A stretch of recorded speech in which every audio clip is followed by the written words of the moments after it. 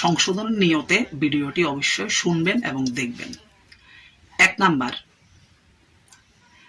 শাশুড়িরা অনেক সময় পুত্রবধূদের কাজের মেয়ের মতো মনে করে, কখনোই নিজের মেয়ের মতো মনে করতে পারেন না, যার কারণে অধিকাংশ যৌথ পরিবারে পুত্রবধূরা শাশুড়ি কর্তৃক নির্যাতিত হয়ে থাকে, নিপীড়িত হয়ে থাকে।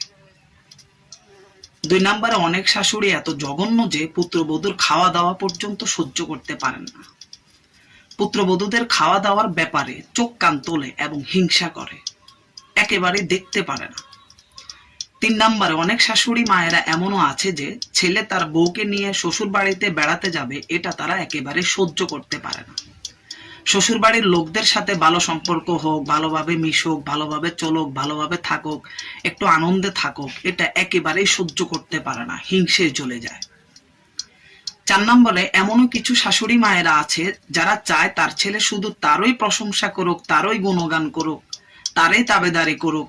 কখনো কোনো কারণবশত ছেলে যদি ছেলের বউয়ের একটুখানি প্রশংসা করে, তখনই শাশুড়ি মায়েদের চেহারা কালো মলিন হয়ে যায়, তারা রাগে ক্রোধে ফায়ার হয়ে যায়, তাদের সাথে কথা আর বলা যায় না।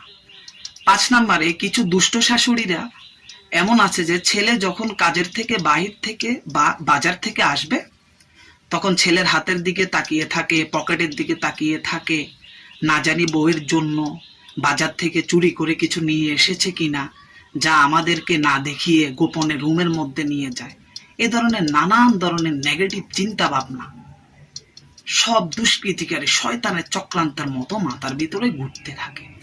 6 নম্বরে, কিছু দুষ্ট শাশুড়ি এমনও আছে যে বউয়ের অসুখ হলে ছেলেকে ডাক্তারের কাছে নিয়ে যেতে চায় না, বরং নিজের সাথেই নিয়ে ডাক্তারের কাছে যায়। না জানি ছেলে না জানি বেশি টাকা খরচ করে ফেলে, বেশি ওষুধ নিয়ে ফেলে, কিংবা অপ্রয়োজনীয় কোনো ভিটামিন এই সেই নিয়ে ফেলে নাকি, এই কারণে শাশুড়ি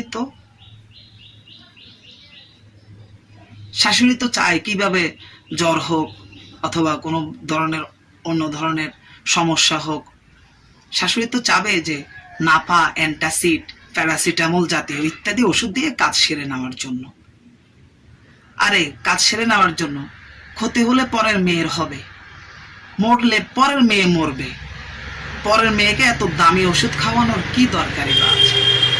7 নম্বরে, ছেলে আর ছেলের বউ যদি, এমন কিছু শাশুড়ি মা রয়েছে, ছেলে আর ছেলের বউ যদি জীবনে কখনো একটু ঘুরতে বেরোবার কথা বলে, তো কাজ সেরে গেছে।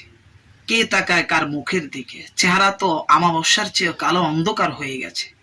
এখনই মেঘ নেমে আসবে অঝোর ধারায়, বৃষ্টি নামবে, কষ্ট আর অভিশাপের আর কোনো সীমা রেখা নেই, সব বুঝি ধ্বংস হয়ে গেল, হায় হায় কপাল পুড়ে গেল। এই ধরনের শাশুড়ি হলো বজ্জাত শাশুড়ি, নিকৃষ্ট শাশুড়ি, যারা পরের মেয়েকে কখনো আপন করে নিজের মেয়ের মতো করে নিতে পারে না। আল্লাহ তাআলা এই ধরনের শাশুড়িদেরকে প্রকৃত হেদায়েত দান করুক এবং বউদেরকেও হেদায়েত দান করুক।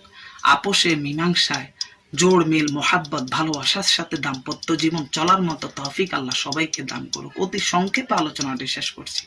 এভাবে বদ অভ্যাস এবং খারাপ বর্জনীয় অভ্যাসের তো কোনো অভাব নেই। বেছে বেছে প্রধান 7টি বদ অভ্যাস তুলে ধরেছি, আশা করি আপনারা উপকৃত হবেন যদি আমল করেন, হেদায়েতের নিয়তে শুনে থাকেন। ভিডিওটি এখনই শেয়ার করার জন্য আপনাকে অনুরোধ করছি, ভাই হন অথবা বোন হন, এখনই ভিডিওটি শেয়ার করে দিন, সবার মাঝে এই শিক্ষাটি যাতে অর্জিত হয়। একটি লাইক করবেন, কোনো বিষয় অস্পষ্ট থাকলে কমেন্ট করবেন, আর চ্যানেলে নতুন হলে সাবস্ক্রাইব করে আমাদের প্রত্যেকটি আপডেট পাওয়ার জন্য প্রস্তুত থাকেন। আগামী কোনো পর্বে দেখা হবে, সে পর্যন্ত আল্লাহ সবাইকে ভালো রাখুক, সুস্থ রাখুক। আল্লাহ হাফেজ।